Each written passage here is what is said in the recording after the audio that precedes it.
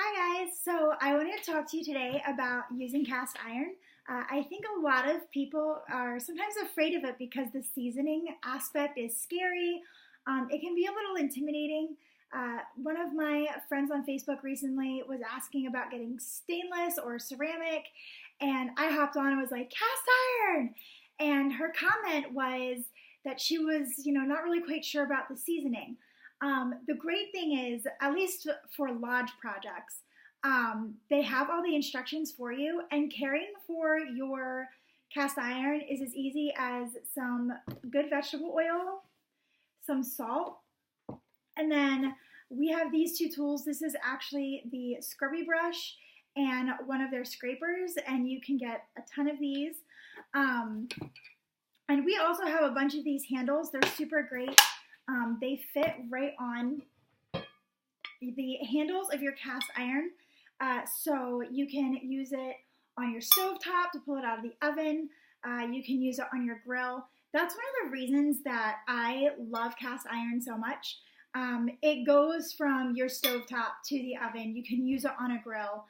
There's a reason that pioneers and cowboys carried this stuff around. I'm obviously hauling around one of the smaller pans.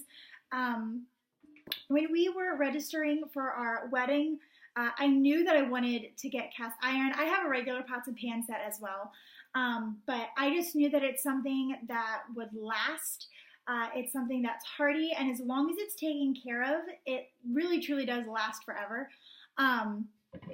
This is the bigger size pan to give you a little bit of perspective here.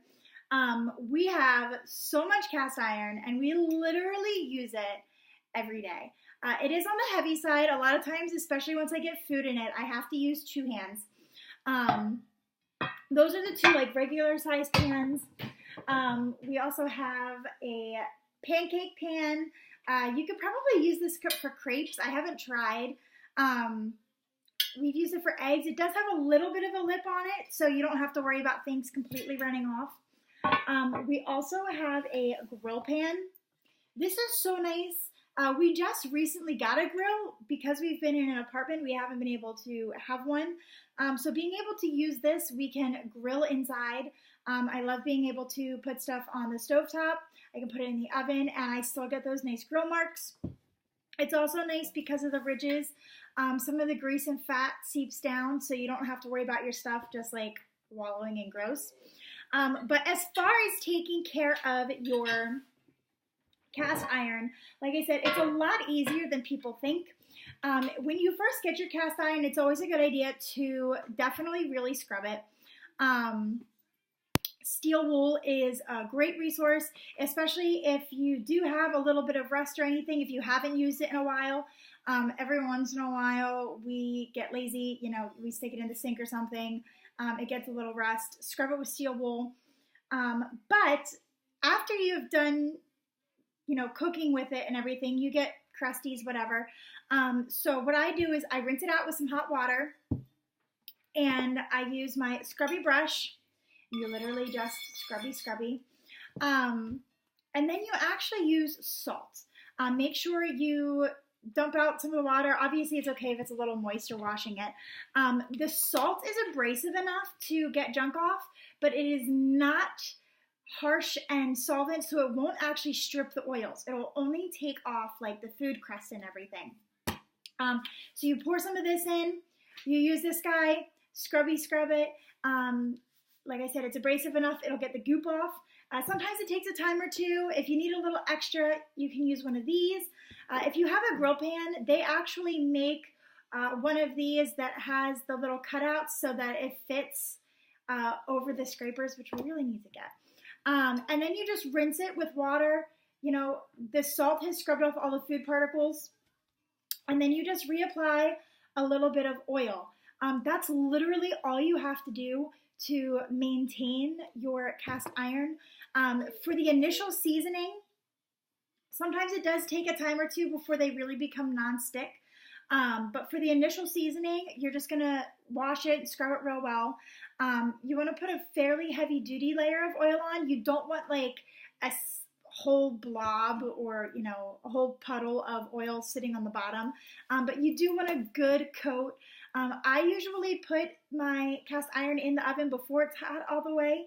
And then I preheat it up to like 400, 425. I let it sit in there for about an hour, and then I turn the oven off and let everything cool all on its own.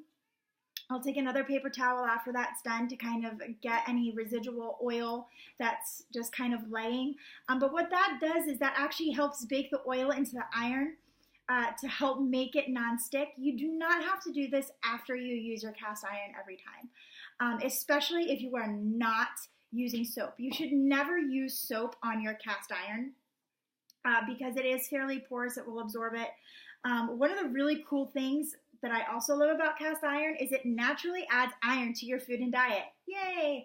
I donate blood as regularly as possible. I haven't been able to because I was pregnant and everything. But I've had an issue with making sure that my iron levels are up. And so by using cast iron, you actually, in a natural, healthy way, have that added to your food, which is really great considering with Teflon and other nonstick products. It's done with chemicals and, yucky stuff. I'm sure you guys have all read the articles. So cast iron is definitely a more natural, healthy way to cook as well. It's not always the first thing people grab. I think it's kind of coming back into vogue, so to speak. It's something that a lot of our grandmothers or great-grandmothers used. But once non-stick pots and pans came out, everybody was like, oh, all the non-stick. But we're realizing now that that's maybe not necessarily always the best stuff to use. So this cast iron is super great. I will link all of the different pots and pans that we have. I love my Dutch oven. If you have read my ham and bean soup recipe, I usually make my ham and bean soup in there. I've made frittatas in the big one. The big pan here is usually, we do our bacon in this, and it's so nice to cook bacon in. I have cooked pork chops, chicken. I've cooked desserts in this. That's the other great thing. You can use this for so many different things. They're also really great weights for if you're trying to smush a sandwich or something. So that is my little plug on cast iron. Like I said, cast iron can sometimes be intimidating. People are worried about seasoning it. It may take a time or two, but honestly, I think most people can handle some salt, some vegetable oil, and a scrubby to take care of their cast iron. So that's all I got. Bye, guys.